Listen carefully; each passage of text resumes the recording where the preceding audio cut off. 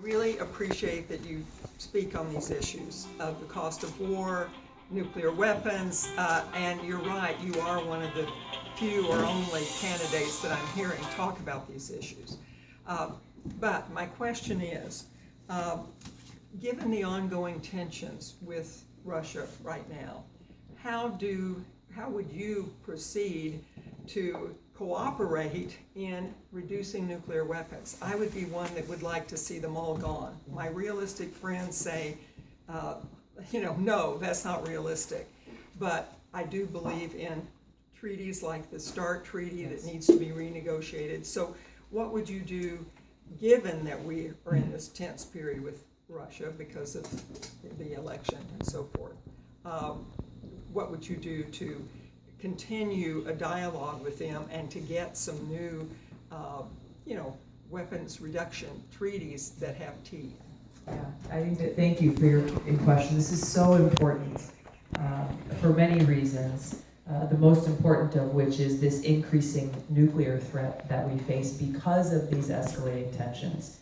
The very first thing that I would do is to call for a summit between the United States and Russia and China, recognizing these nuclear-armed countries and the increasing tensions that we are seeing between them, to begin that dialogue. And that dialogue is the key word there, that we cannot make progress to de-escalate these tensions and walk us back away from this abyss of nuclear catastrophe unless we are willing to have this dialogue to begin the conversation towards reducing the proliferation of nuclear weapons, seeing how do we reduce the numbers of nuclear weapons in the world, and begin those important steps to ultimately get to that goal that you're talking about, that these countries in the world, that we can together get to a place to say we don't want any one of our people anywhere in these countries to have to live under the threat of the possibility of nuclear war that would completely annihilate the entire planet.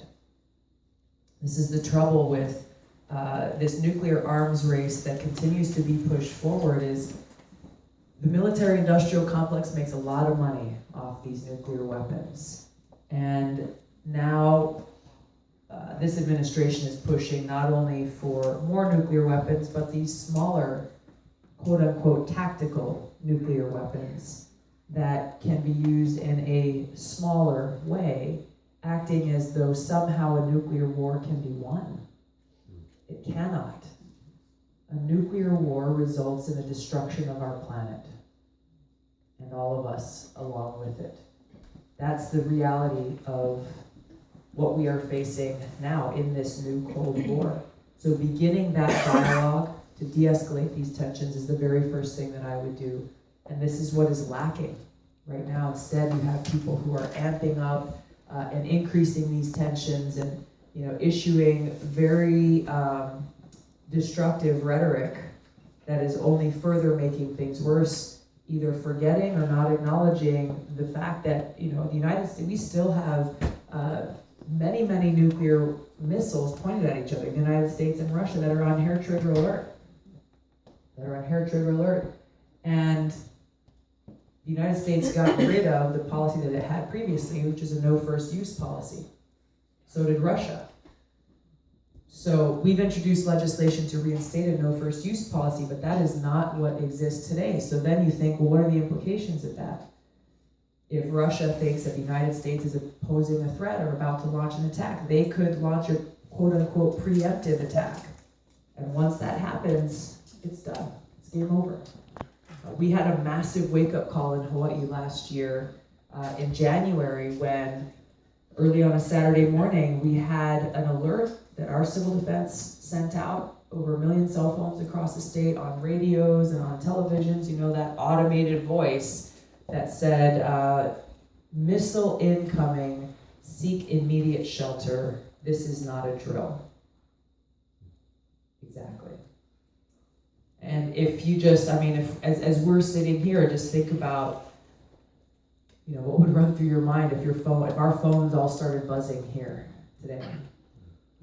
Seek immediate shelter. This is not a drill. I can tell you what was running through our minds was, okay, where? Where do you go?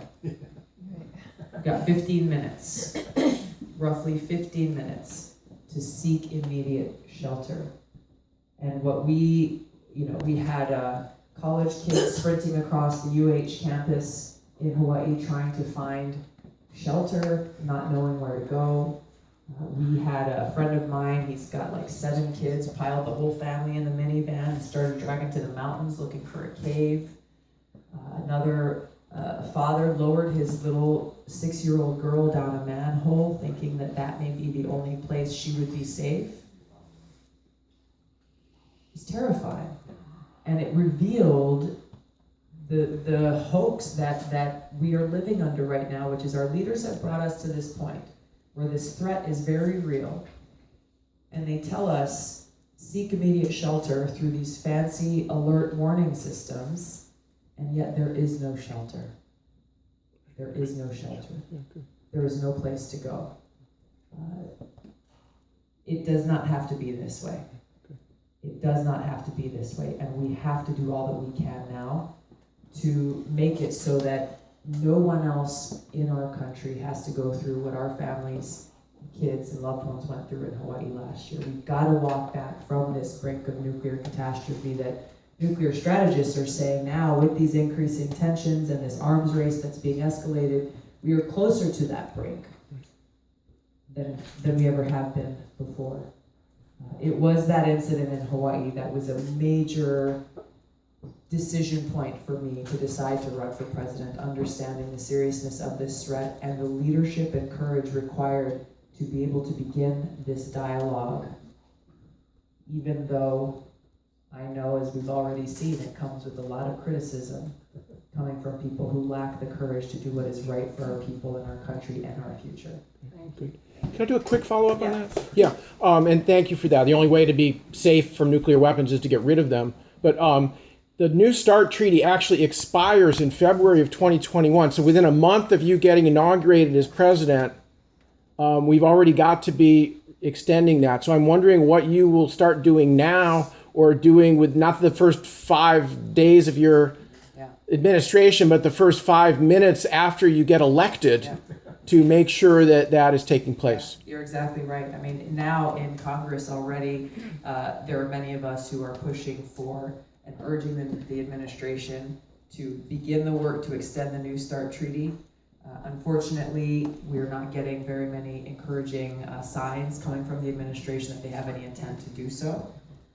So this is why the very first thing that I'll do is to call for this summit to be able to address things like the New START treaty, to look at what we have in place that needs to be continued, and to see what other treaties that have fallen to the wayside that we need to reinstate or strengthen and begin to build this path forward.